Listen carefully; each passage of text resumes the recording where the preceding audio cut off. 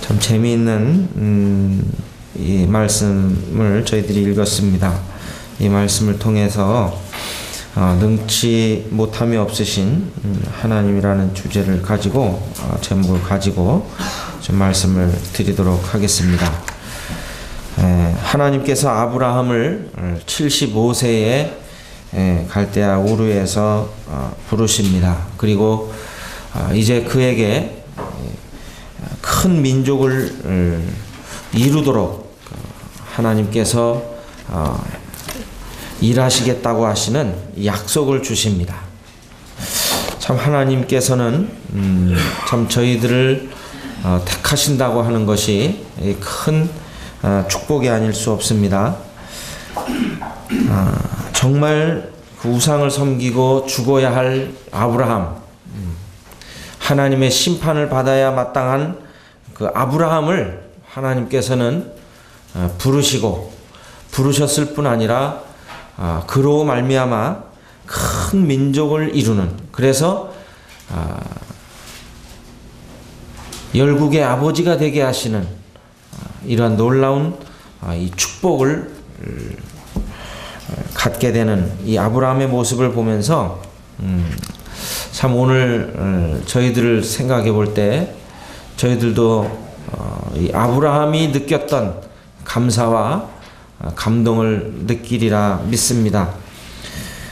마땅히 죽어야 하고 하나님 심판을 받아야 할 저희들임에도 불구하고 하나님께서 이 죄악 가운데 부르셔서 하나님의 자녀로 삼아주시고 하늘나라의 유업을 얻을 자로 삼아주셨다고 하는 사실에 대해서 저희 자신을 자랑하기보다는 저희를 구원하신 우리 주님을 자랑하는 것이 마땅하리라 생각을 합니다. 하나님께서 부르시고 하나님께서 이제 그로 열국의 아버지가 되게 하겠다고 말씀하셨지만 아브라함, 특히 그 아브라함의 아내인 이 사라는 이 사실에 대해서 확신하고 있지 못했습니다.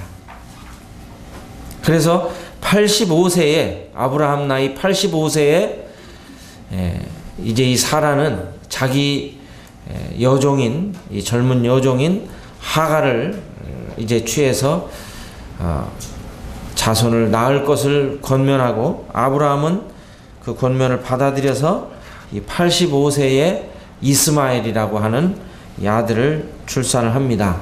그러나 그럼에도 불구하고 하나님께서는 아니다. 네 몸에서 난 자가 네 씨가 될 것이다. 이렇게 약속을 다시 한번 확인시켜 주십니다. 그러면서 이제 오늘 읽은 이 창세기 18장의 말씀은 아브라함이 99세에 이 세 천사가 아브라함 집을 방문하게 됩니다. 여기 창세기 18장 1절로 21절을 우리가 이렇게 살펴보면은 한 세 가지 정도 이게 교훈 받을 수 있는 이런 내용들이 있습니다. 아브라함이 여기 이 18장을 보시게 되면 18장 1절 한번 보실까요? 여호와께서 마므레의 상수리 나무들이 있는 곳에서 아브라함에게 나타나시니라. 날이 뜨거울 때에 그가 장막문에 앉아 있다가 이렇게 기록이 되어 있습니다. 그 이스라엘이라고 하는 이 중동 지역은요 얼마나 이 뜨거운지 이 그늘이 없는 그러한 한데 있으면은 아주 타서 죽을 것 같은 이러한 고통을 느낍니다. 그런데 이제 이 아브라함이 이 장막문 그늘에 이제 이렇게 앉아 있었는데 이 사람 셋이 그 맞은편에 서 있는 것을 보았습니다. 이 중동 지역에 이 손님 대접을 한다고 하는 것은 아주 참 큰 일이었기 때문에 아브라함은 그 세 사람을 이제 불러들여서 대접을 하기에 이릅니다. 아브라함이 새 천사라고 생각을 하지 않았어요. 단순히 지나가는 그 행인 또 어떤 나그네라고 생각을 했을 것입니다. 그래서 이 아브라함은 이것을 이제 이러한 경우를 당하면서 이제 그 짐승을 잡고 또 발을 씻겨주면서 나무 아래 쉴 동안 당신들에게 이제 대접할 이러한 음식을 준비하겠다고 이야기를 합니다. 이 참 접대는 참 굉장히 어떻게 보면은 대접을 받는 사람도 큰일이지만 대접하는 사람도 큰일이잖아요. 여러분들이 혹시 이 접대 받아보신 적 있으신가요? 그것도 아주 이렇게 기진맥진하고 힘들 때 접대 받는 것은 참 기분 좋은 일이 아닐 수가 없어요. 저도 그 해외에 여러 번 이렇게 다녀봤습니다만 아무도 모르고 언어도 통하지 않고 물론 돈은 가지고 있었지만 정말 이런 지금 내가 편하게 생활하는 이 생활권이 아닌 다른 생활권에 갔을 때에 느끼는 경험이라고 하는 것은 상당히 어리둥절하게 만들고 어떻게 대처해야 될지 잘 모르는 이러한 상황이에요. 그런데 그러한 가운데 어떤 사람이 나타나서 나를 친절하게 대접해주고 편히 쉴 수 있는 자리를 제공해주고 맛있는 음식을 대접해준다고 하는 이러한 경험은 참 큰 기쁨이 아닐 수가 없습니다. 아마 여러분들도 힘들 때 또 어떤 여행 가운데 있을 때 그러한 경우를 당했을 때 어때요? 평생 못 잊을 것 같죠?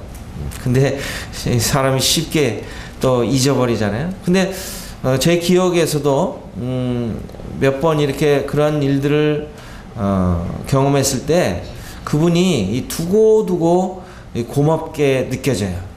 그리고 나도 이제 그런 사람들을 이렇게 접대해야겠다 이런 생각을 이제 갖게 되는데 우리 형제 자매님들께서도 때때로 강사님들 오셨을 때라든지 또 어떤 그 남모르는 낯선 사람들을 이렇게 접대하는 경우들이 있으실 텐데 이러한 일들을 자주 하시기 바랍니다. 그리고 오래전에 제가 들은 이야기입니다만 지방에서 올라오신 그 성도님이 이제 서울 지역의 모임에 수요 집회에 참석을 하셨답니다. 그런데 지방에는 이제 그분이 이제 경험한 이런 경험은 서울에서 또 다른 지역에서 성도님들이 이렇게 저녁 집회에 참석을 하시면은 어떻게 오셨냐, 어디서 오셨냐, 그리고 주무실 곳은 정해졌냐 이러면서 그런 것이 없을 때는 우리 집으로 갑시다 해가지고 접대를 하는 이런 경험을 갖고 있었다는 거예요. 그런데 이제 서울 어느 지역에 와서 이제 수요 집회에 참석을 하셨는데 집회가 딱 끝나니까 성도님들이 썰물 빠져나가듯이 그냥 횡 하니 가버리시더래요. 그리고 어디서 왔느냐, 어떻게 자느냐 이런 말씀 물어보시는 분들이 한 분도 안 계시더래요. 그래서 이분이 그런 일을 당하면서 실족할 뻔했다고 이런 쓴 경험담을 이렇게 얘기를 하셨는데 혹시 우리 가운데 저녁에라든지 또 주일날이라든지 낯선 분들이 올 때 이 따뜻한 한 마디의 말이 참 큰 위로가 된다고 하는 사실을 기억하면서 참 저희들도 이러한 일이 일어나지 않도록 저희 마음 가운데 주의하면 좋을 것 같다 생각이 됩니다. 그리고 더 나아가서는 참 이러한 분들을 접대하는 일을 우리가 습관처럼 하는 이러한 형제 자매님들이 되실 때 큰 축복이 따르는 것을 우리가 알 수가 있습니다. 먼저 여기 아브라함을 보면요, 어떤 축복이 따르게 되나요? 이 천사들을 대접했을 때 어떤 축복이 있었어요? 네? 어떤 축복이 있었죠? 이제 내년에 네 몸에서 아들을 낳을 것이라고 하는 이 굿뉴스를 듣게 됩니다. 참 큰 축복이죠.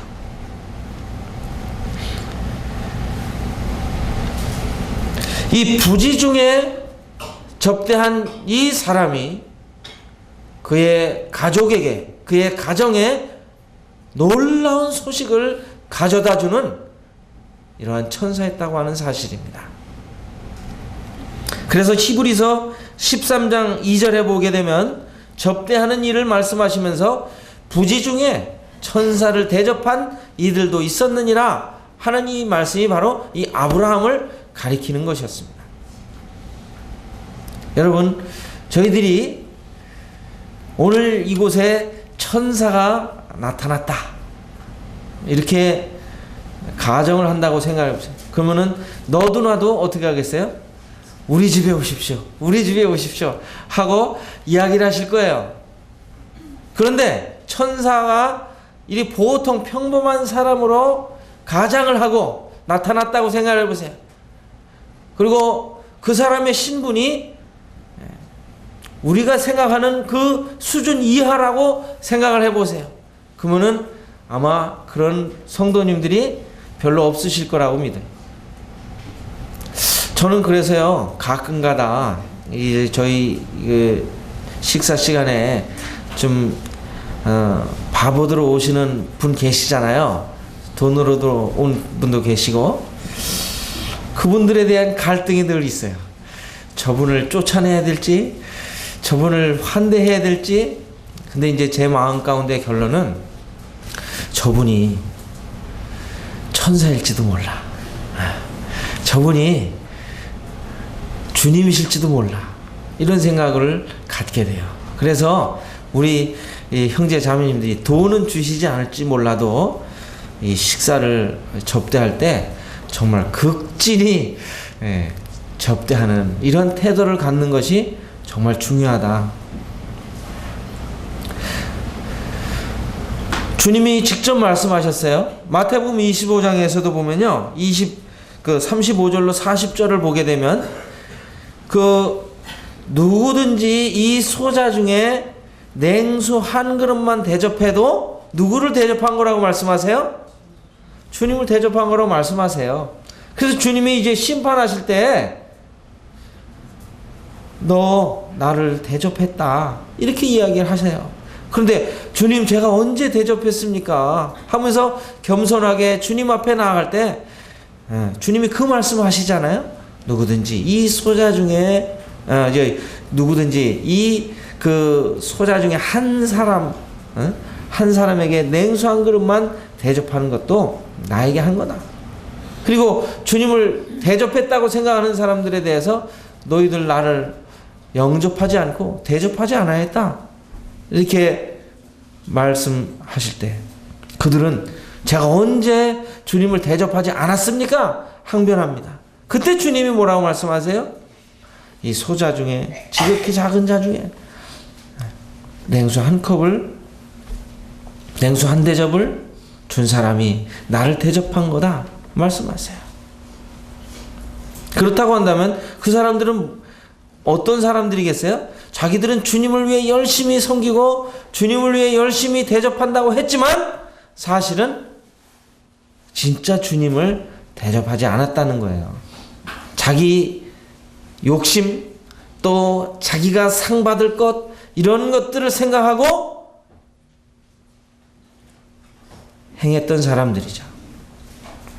여기 아브라함도요, 정말 부지 중에 이 천사들을 대접하였는데 그것이 자기 가정에 큰 축복으로 다가온 모습을 볼 때 참 저희들도 정말 어떤 사람이든지 오히려 저희보다 더 못한 사람들을 접대하는 것이 성경적인 접대를 하는 이러한 방법이다 하는 생각을 이 말씀을 통해서 교훈받을 수가 있습니다. 또한 두 번째로 이 아브라함이 참 믿음 안에 깨어 있는 이런 사람인 것을 우리가 알 수가 있는데, 이 아브라함 가정에 이제 명년 이맘때에 이삭을 낳을 것을 알려주십니다. 오늘날 하나님의 계시를 받았다 하는 사람들 있죠? 계시를 받았다 하는 사람들은 다 짝퉁입니다. 계시는 성경을 기록한 기자들과 또 사도들 외에는 하나님이 계시를 준 사람이 없습니다. 계시라고 하는 이 말뜻이 뚜껑을 열어서 그 비밀을 폭로하다 하는 이런 뜻을 가지고 있는데, 바로 이 하나님 아들 되신 예수 그리스도께서 이 땅에 오셔서 그 사도들을 택하시고 사도들에게 하늘나라의 그 놀라운 비밀, 이 복음의 비밀을 이제 이야기하셨습니다. 이것이 계시예요. 그리고 이 계시로 말미암아 기록되어진 이 말씀이 성경입니다. 그렇기 때문에 이 성경 66권이 완성된 하나님의 책으로 이제 우리에게 받아들여진 한 더 이상 계시는 없습니다. 그래서 오늘날 계시를 받았다 하는 사람들은 다 뭐라고요? 짝퉁이다 생각하시면 틀림이 없습니다. 근데 오늘날 보면요, 나 계시 받았다, 어디 가서 어떻게 했는데 하나님이 나에게 계시하셨다, 그리고 꿈속에서 또 어디 산에 가서 막 기도하던 중에 하나님이 천국의 이 계시를 보여주셨다 하는 이런 사람들은 절대 쫓아가지 마십시오.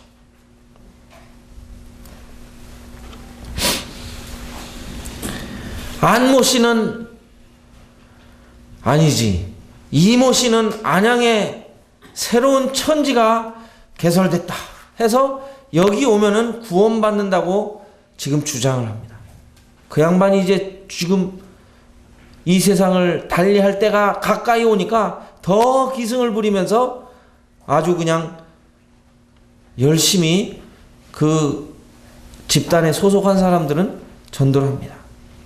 또 얼마 전에 세상을 뜬 문모 씨는, 제가 며칠 전에 지하철을 타러 가는데 그 교인이 전도지를 줬습니다.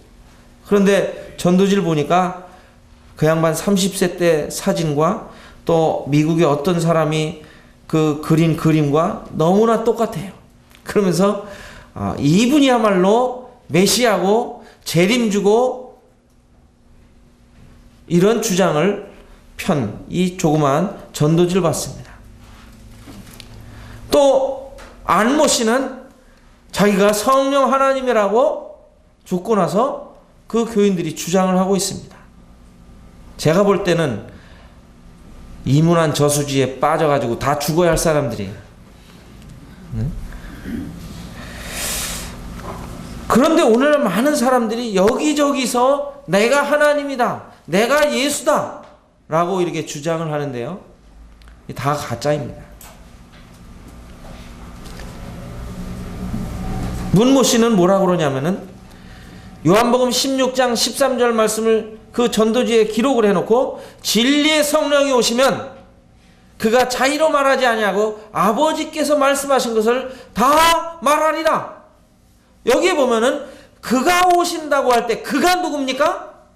이 요한복음 16장 13절에 명백하게 진리의 성령님, 하나님의 영, 그리스도의 영이신데 그가 갑자기 문모시로 둔갑하는 이유는 뭐예요? 근데 그것을 믿고 있다고 하는 사실이에요. 참 어리석기 이를 데가 없어요. 그러나 분명한 것은 구원받은 하나님의 자녀들에게 하나님께서 하나님의 뜻을 알려주시는 방법은 이제 계시가 아닌 조명입니다. 그래서 그 진리의 성령님이 오셨을 때에 구원받은 자들 마음 가운데 내주하시고, 이제 그 성령님께서 우리가 성경을 주의 깊게 읽고 겸손하게 읽을 때에 하나하나 진리의 말씀들을 깨닫게 하시고 그 비춰주시고 하나님의 뜻을 가르쳐 주신다고 말씀하고 계세요. 이 계시와 조명은 틀린 것이죠. 그래서 이 아브라함에게도 하나님께서 명년 이 기한에 네가 아들을 낳으리라고 하는 이 기쁜 소식을 말씀해 주셨듯이 오늘날에도 우리가 영적인 교훈을 통해서 이것을 알게 될 게, 우리가 말씀을 읽을 때 이 말씀의 그 놀라운 이 진리의 말씀들을 성령님을 통해서 깨닫게 하시고 하나님의 뜻을 드러내 보여주신다고 하는 점에 있어서 우리가 복된 사람이 아닐 수가 없는 것입니다. 또한 세 번째로 주님의 오심의 목적을 우리가 이 창세기 18장을 통해서 말씀해 드릴 수가 있습니다. 여기 이 세 천사의 방문을 통해서 아브라함에게는, 하나님을 믿는 아브라함에게는 주님의 다시 오심, 이 주님의 오심이, 주님의 방문하심이 축복이잖아요. 왜? 그의 가정에 가져다주는 이 기쁜 소식을 가져오셨기 때문에 그에게는 큰 축복이죠. 그러나 이제 그 아브라함의 조카였던 이 롯이 거하는 이 소돔과 고모라, 그곳을 방문하실 그 천사는 이제 그들에게 축복이 아닌 이 저주의 말씀, 이 심판의 말씀을 알려주시는 이런 모습을 볼 수가 있습니다. 이제 장차 오실 우리 주님, 이제 다시 오실 우리 주님, 그 주님은 두 가지 목적이 있습니다. 히브리서 9장 28절에 말씀하신 대로 죄와 상관없이 자기를 바라는 자들을 다시 데리러 오실 그 주님, 이제 주님을 그 믿음으로 소망으로 바라는 사람들에게는 그것이 축복입니다. 그러나 아직 예수 그리스도를 믿지 않고 구원받지 않고 주님을 모르는 사람들에게는 주님의 오심이 어떤 것이겠어요? 축복이겠습니까? 저주겠습니까? 영생이겠습니까? 영벌이겠습니까? 이걸 우리가 아는 우리로서는 주님을 믿지 않는 가족들, 주님을 믿지 않는 이웃들, 주님을 믿지 않는 이 친구들에게 전하지 않을 수가 없는 거예요. 주님을 알지 못하는 이들에게는 정말 주님이 다시 오심이 심판이요 저주일 거를 성경에서 말씀하고 있습니다. 그래서 여기 보면 창세기 18장에 보면요, 그 사실을 안 아브라함이 주님과 교제하잖아요. 주님, 이 소돔 고모라 성에 50명이 있으면 어떻게 하시겠습니까? 45명이 있으면 어떻게 하시겠습니까? 30명이 있으면 어떻게 하시겠습니까? 10명이 있으면 어떻게 하시겠습니까? 까지 내려가는 거예요. 그런데 10명이 있으면 심판하지 않겠다고 약속하셨는데 소돔 고모라가 심판받은 이유는 뭐예요? 10명이 없어서 심판받은 거예요. 얼마나 안타까운 일이에요.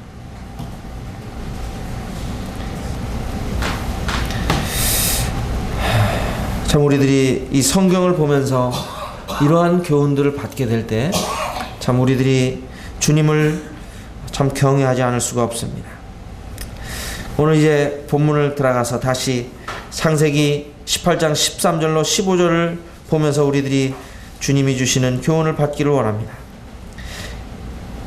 여기 이 천사들이 아브라함에게 이야기를 합니다. 아브라함에게 내가 명년 이때에 아들을 낳을 것이다.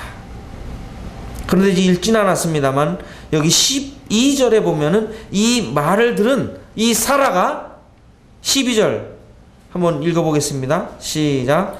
사라가 속으로 웃고 이르되 내가 노쇠하였고 내 주인도 늙었으니 내게 무슨 즐거움이 있으리요. 여기 사라가 웃은 이유가 뭐예요? 사라가 이 천사의 말을 불신한 이유가 뭐죠? 자신의 육체적 한계를 알고 있었다는 거예요. 자신의 육체적 한계를 지금 사라는 넘지 못하고 있었다고 하는 사실이에요. 우리가 하나님을 불신하는 이유도 그거 아닙니까? 우리의 상황, 우리의 상태, 우리의 생각, 그걸 넘어서지 못하기 때문에 주님이 하시는 일을 보지 못하는 것입니다. 이 사라는 자신의 생각, 자신이 가지고 있는 어떠한 그 몸의 상태, 이것을 보면서 웃었어요. 어떻게 웃었어요? 어떻게 웃었겠어요? 속으로 피식 웃었을 거예요. 이런 속으로 이랬어요. 한번 여러분 해보세요. 여러분 주님 말씀 읽으실 때 하고 읽지 않으세요? 어때요? 여러분들?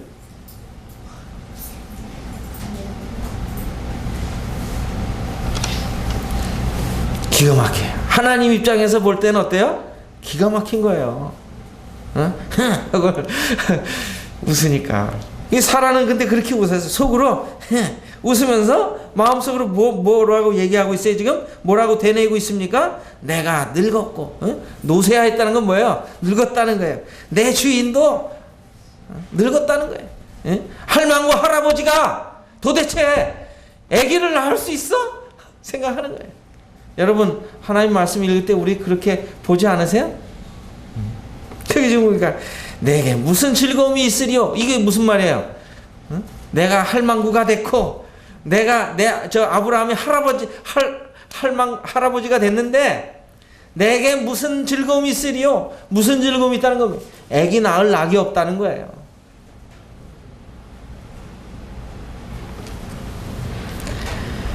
그 여기 11절에는 그렇게 이야기하고 있잖아요. 아브라함과 사라는 뭐 어떻게 해요? 나이가 많아 늙었고 사라에게는 여성의 생리가 끊어졌느니라. 월경을 안 한다는 거죠.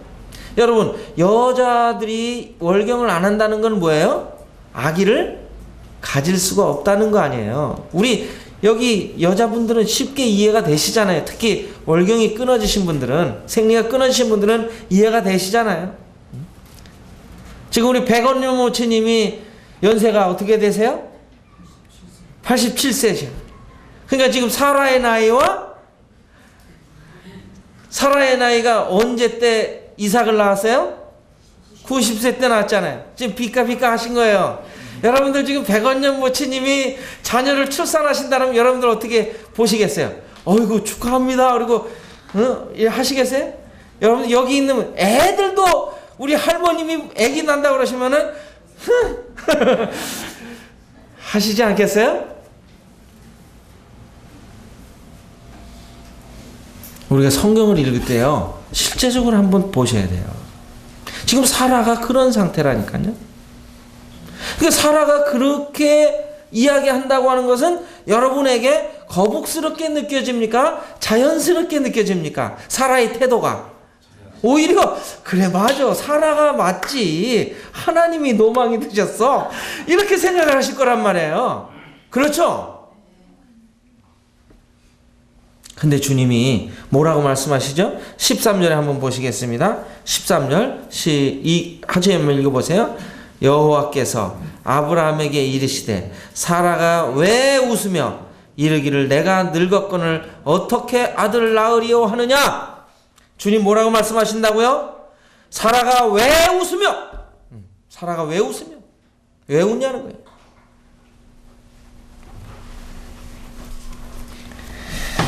하나님에 대한 잘못된 편견이 있었어요. 하나님에 대한 잘못된 편견. 하나님은 어떤 분이세요? 하나님은 능치 못할 일이 없으신 분이에요. 믿으십니까? 하나님은 하시지 못할 일이 없으신 분이에요. 믿으십니까?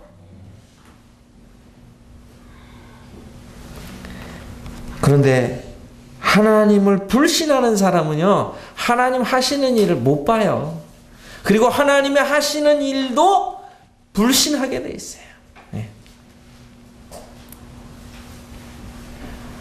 그래서 하나님 불신하는 사람들은요, 하나님 비를 좀 내려주세요 이렇게 기도했어. 근데 비가 내려요. 그러니까 뭐라 그래요? 우연이야 우연이야. 우연이라는 말이 나오는 거예요. 우연. 그러나 하나님을 믿는 자들은요, 우연이 아니에요. 룻기서를 보게 되면은 우연이라는 말이 몇 번 나오는데, 사람 입장에서는 우연일지 몰라도 하나님 입장에서는 필연입니다. 우리의 삶도 마찬가지예요. 우리의 삶이 때때로 우리가 생각하지 못한 어떤 복을 얻게 될 때, 야, 이게 내가 잘해서 그런 거야. 또 어떤 우연이야. 성도들도 가끔가다 우연이라는 말을 써요. 근데 하나님을 믿는 사람들은 우연이 없어요. 반드시 필연입니다.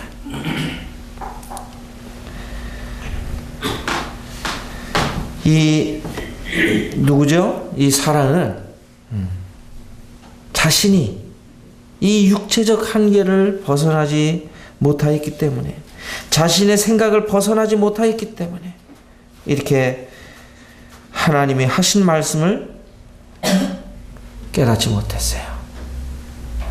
근데 성경에 보면 이 주님을 믿지 못해서 손해본 사람들이 여럿 있어요. 그 아람 군대가 쳐들어왔을 때 그 군대 장관이 있었죠. 선지자를 통해서 내일 이맘때면 너희들이 양식을 풍족히 먹을 것이다. 근데 그 시간에 사마리아 성은 기근에 사람들이 굶주려서 죽어나가고 있었어요. 어디서 양식을 구할 데가 없었어요. 뾰족한 수가 없었어요.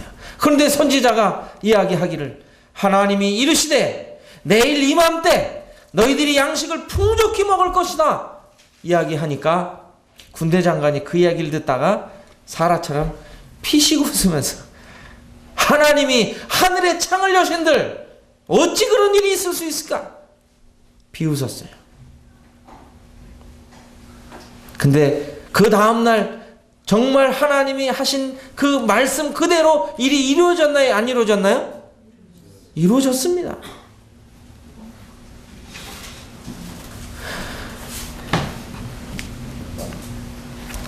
성경에 보면 주님을 믿지 못해서 손해본 사람들이 많이 있어요. 근데 주님을 믿을 때 정말 큰 축복을 경험하죠. 그래서 우리들이요, 참 이제 이 의심과 불신을 벗어버리면, 주님을 신뢰하면 이 복을 얻잖아요. 그래서 오늘 제가 말씀을 의심과 불신을 벗어버리는 세 가지 방법을 말씀드릴게요. 첫째, 하나님 말씀에 대한 확신을 가지십시오. 하나님 말씀은 절대 틀림이 없다.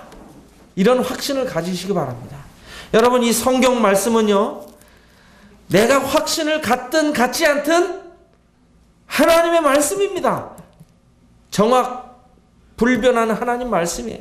이거는 이미 수천 년을 걸쳐서 검증이 되고 확증이 된 겁니다. 주님은 내 말은 진리다. 뭐라고요? 진리라고 말씀하셨어요. 한번 저를 따라해 보세요. 아버지의 말씀은 진리니이다. 어떤 진리냐? 절대적 진리라는 거예요. 그래서 우리가 이 하나님의 말씀을 붙들고 하나님의 약속의 말씀을 의지하는 한 내가 흔들릴지 몰라도 하나님의 약속의 말씀은 절대 불변함이 없습니다. 정확한 그 시간에 하나님이 이루십니다. 오늘 제가 창세기 21장을 읽어봤는데, 과연 하나님께서 그 1년 전에 새 천사의 방문을 통해서 약속하신 그 말씀을 이루시는 이 모습이 나와 있어요. 아브라함이 몇 세에 이삭을 낳았어요? 100세에. 사라가 몇 세에 이삭을 낳았어요? 90세. 낳았다니까요.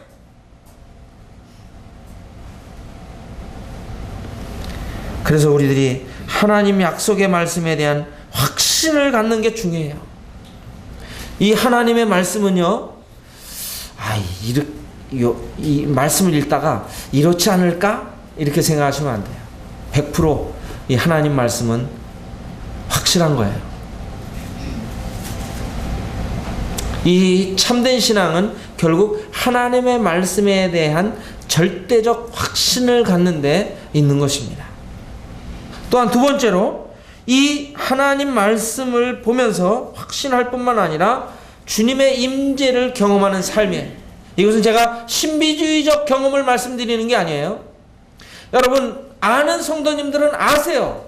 하나님 말씀을 읽을 때 이것이 하나님께서 나에게 주셨다고 하는 이런 확신을 갖게 되는 것입니다. 이것은 주관적이기도 하지만 객관적이기도 합니다. 그 당시에는 성도들이 믿지 않을지 몰라도 시간이 지나가면서 하나님이 하셨다라고 하는 이런 분명한 객관적인 증거를 우리들은 가질 수가 있습니다. 저도 굴이 나올 때 마가복음 말씀을 이렇게 주님이 마음 가운데 주셔서 이렇게 나왔는데, 주님이 주님의 몸된 교회를 이루시고 또 구원받는 성도들을 일으키시는 이런 모습 볼 때 주님의 그 함께 하셨던 이러한 사실들을 확실하게 말씀드릴 수가 있는 것입니다. 주님의 임재를 경험하는 삶. 그러면 우리가 주님에 대해서 불신할 수 있어요, 없어요? 전혀 없는 거예요. 이것이 없으니까 오늘날 구원받아도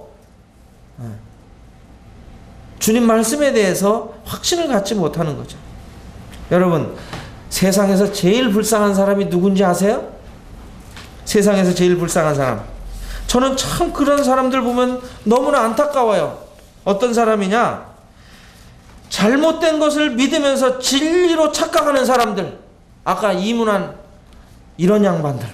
이런 양반들은요, 정말 그 들으면 황당해요. 그들의 그 교리들을 이렇게 들어보면 너무나 초등학교 아이들도 믿지 못할 그러한 거짓된 것을 진리로 착각하면서 믿고 있고 확신하고 있고 그것을 전하고 있어요.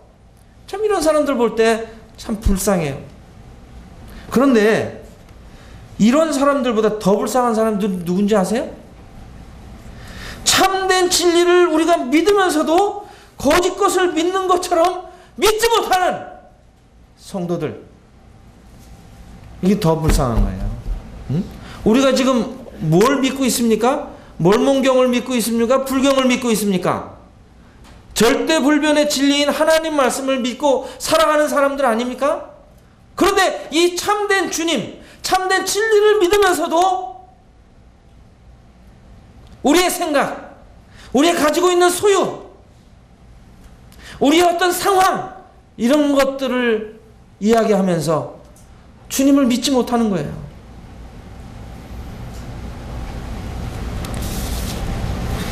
참 우리들이 이러한 부분에서 주님 앞에 기도해야 돼요. 주님, 저를 불쌍히 여겨주세요. 주님, 저를 긍휼히 여겨주세요.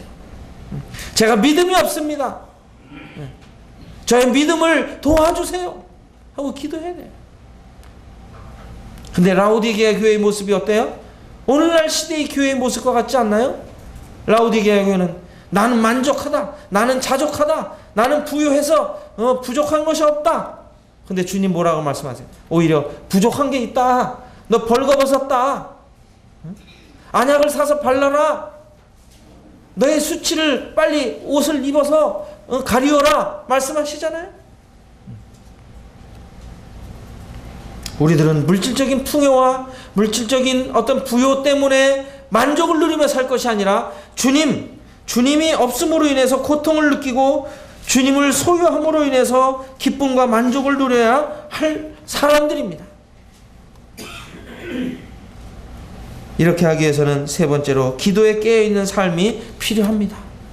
주님을 절대적으로 신뢰하고 우리의 의심과 불신을 벗어버리기 위해서는요, 이 기도에 깨어있는 삶이 필요해요. 베드로 보십시오. 베드로가 고넬료에게 전도하는 그 과정을 보게 되면요, 주님이 환상 가운데 그에게 나타나셔서 이 고넬료를 전도할 걸 말씀하시잖아요. 우리가 기도에 깨어있는 삶을 살게 되면 주님의 임재와 주님의 음성을 듣게 될 뿐 아니라 주님의 말씀에 대한 절대적 확신을 갖게 되는 것입니다.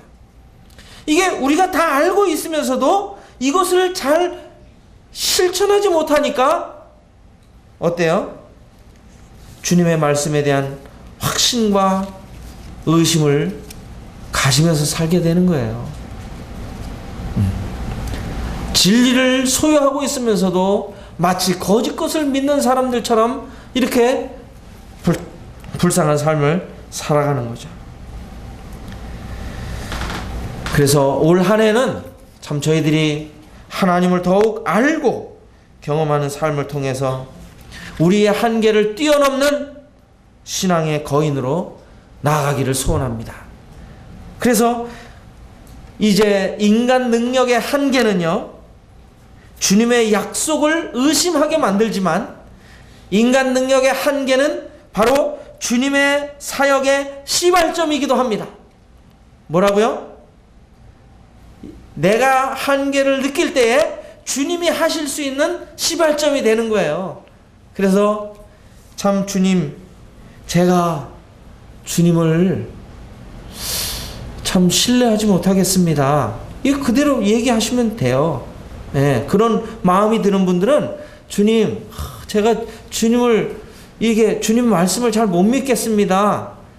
그러면서 주님, 제가 이 한계 상황을 뛰어넘도록 도와주십시오. 정말 주님이 살아계신 하나님이시라면 제가 이 상황을 뛰어넘어서 이제 저의 이 믿음이, 이 믿음 없음이 믿음이 있는 사람으로 변화되도록 도와주십시오. 이렇게 기도하세요. 주님이 우리의 기도를 들으실까요? 안 들으실까요? 들으십니다. 우리가 믿음 없는 것을 책망하시고 꾸짖는 분이 아니라 어떤 면을 꾸짖으시냐면요, 믿음이 없는데도 믿음이 있는 것처럼, 믿음이 약한데도 그냥 아무것도 문제가 없는 것처럼 살아가는 그 사실에 대해서 주님은 책망하시는 거예요. 그래서 참 오늘 여기 창세기 18장 다시 한번 보시면요, 14절 같이 한번 이 말씀 읽어보고 마치겠습니다. 다 같이 시작. 여호와께 능하지 못한 일이 있겠느냐? 자, 여기까지요. 자, 다시 한번. 여호와께 능하지 못한 일이 있겠느냐? 여러분, 이 질문에 대해서 여러분들이 스스로 답변해 보시기 바랍니다. 정말 내 마음 가운데 하나님이 능하지 못하신 일이 있을까? 하고 여러분 스스로 자문자답을 해보시기 바랍니다. 여기에 답을 얻는 분이 참 행복한 거예요. 하나님이 능하지 못한 일이 있으실까?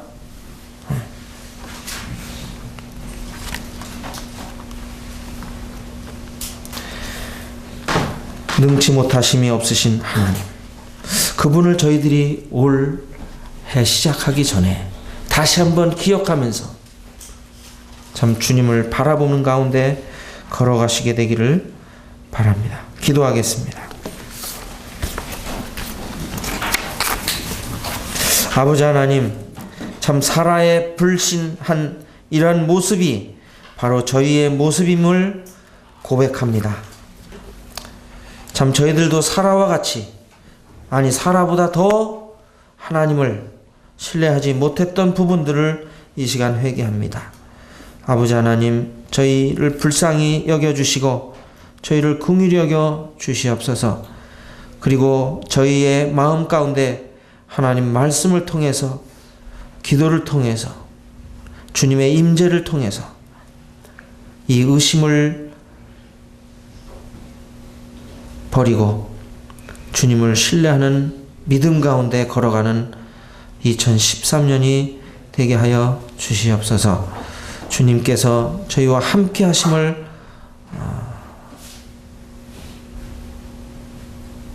확실히 알고 참 주님이 저희 가운데 행하시는 그 역사하심을 경험하는 이런 복된 한 해가 되게 하여 주시기를 간절히 소원합니다. 주께 감사하며 예수님 이름으로 기도하였습니다. 아멘.